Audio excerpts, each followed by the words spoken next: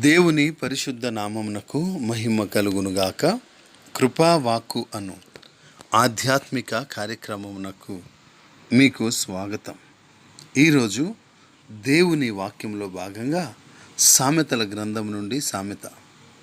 భక్తి విడిచిన వాని మార్గములు వానికే వెక్కసమగును, మంచి వాని స్వభావము వానికే సంతోషమిచ్చును. సామెతల గ్రంథము 14వ అధ్యాయము 14వ వచనం. ప్రియులారా, ఇహలోక జీవితంలో అన్ని పరిస్థితులు ధర్మానుకూలంగా కనిపించకపోయినా కానీ నిత్యత్వంలో ప్రతి వ్యక్తి తాను దేనికి పాత్రుడో దానినే పొందుకుంటాడు, అనగా తృప్తిపరచబడతాడు అనేది అక్షరార్థం.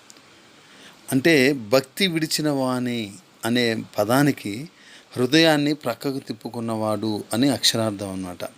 అతడు ముందు మంచి మార్గంలో నడవడానికే మొదలుపెట్టాడు, కానీ తరువాత తన హృదయాన్ని ప్రక్కకు తిప్పుకున్నాడని అర్థం అన్నమాట.